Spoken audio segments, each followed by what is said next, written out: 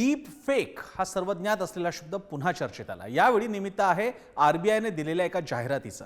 ही जाहिरात देण्याची वेळ आरबीआयवर आली का आणि हे डीप फेक म्हणजे प्रकरण काय, त्यापासून स्वतःला सुरक्षित कसं ठेवाल, पाहूया आता स्पेशल रिपोर्ट।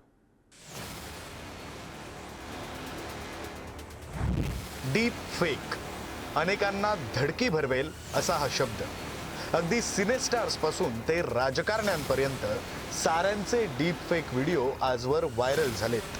कधी आर्थिक फसवणुकीच्या उद्देशानं तर कधी बदनामी करण्यासाठी म्हणून। आता पुन्हा हाच डीप फेकचा मुद्दा चर्चेत आलाय। यावेळी कारण आहे ते रिझर्व्ह बँक ऑफ इंडियानं दिलेल्या जाहिरातीचं आणि प्रसिद्धी पत्रकाचं। आरबीआय जाहिरातीत काय म्हटलंय? आरबीआय गव्हर्नर यांच्या नावानं सोशल मीडियात व्हिडिओ व्हायरल। आरबीआयनं काही गुंतवणूक योजनांना पाठिंबा दिल्याचा व्हिडिओत उल्लेख। मात्र आरबीआय असा कोणताही आर्थिक गुंतवणुकीचा सल्ला देत नाही। आर्थिक सल्ला देणारे व्हिडिओ फेक, सावध राहण्याचं आरबीआयचं आवाहन। आता हे डीप फेक प्रकरण नेमकं काय असतं ते समजून घेऊ। डीप फेक म्हणजे काय? एआयचा वापर करून डीप फेक बनवले जातात। डीप फेकच्या माध्यमातून कोणाचाही फेक फोटो व्हिडिओ बनवणं शक्य। फोटो, व्हिडिओ, ऑडिओ क्लिपच्या स्वरूपात डीप फेकचा वापर। बनावट फोटो किंवा व्हिडिओ बनवण्यासाठी एआयचा वाढता वापर। कॉम्प्युटर किंवा मोबाईल ॲपच्या माध्यमातून डीप फेक निर्मिती। 2017च्या अखेरीस डीप फेकचा वापर सुरू। अल्पावधीतच डीप फेकचा प्रचार आणि प्रसार। डीप फेकमधील बहुतांश फोटो, व्हिडिओ हे पॉर्नोग्राफिक, राजकीय कंटेंटसाठी, शिवाय आर्थिक फसवणुकीच्या उद्दिष्टाने बनवलेले। डीप फेक पासून कसं वाचायचं हे पाहण्याआधी एखादा व्हिडिओ डीप फेक आहे हे कसं ओळखायचं हे पाहू। डीप फेक कसं ओळखायचं? चेहऱ्याच्या कडा, केसांच्या रेषा, भुवया पाहून डीप फेक ओळखता येईल। डीप फेक व्हिडिओतील व्यक्तीच्या पापण्यांची हालचाल सहसा होत नाही। ओठांच्या हालचाली आणि ऑडिओ यात फरक जाणवतो।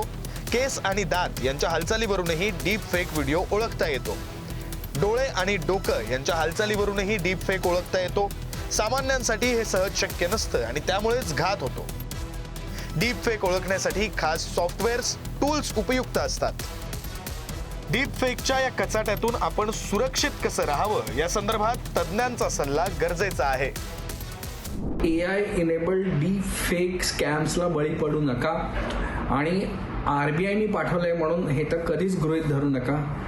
कुठलीही असं इन्व्हेस्टमेंट करायची असेल तर चाचपडणी करणं गरजेचं आहे। आरबीआयने स्वतः आता अशी नोटीस टाकून जनरल पीपलला अवेअर केलेलं आहे।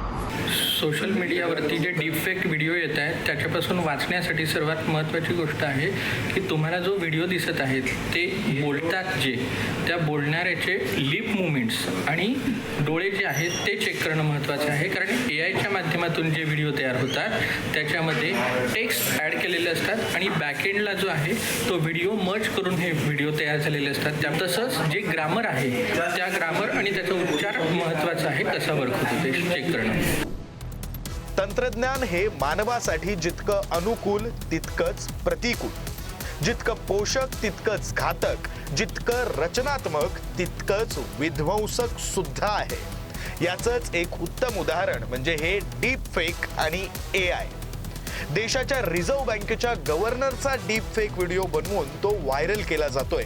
सिनेस्टार्स, राजकारणी, अधिकारी, सर्वसामान्य कोणीही या डीप फेकच्या तावडीत सापडू शकतं। त्यामुळे यापासून सुरक्षित राहणं गरजेचं आहे।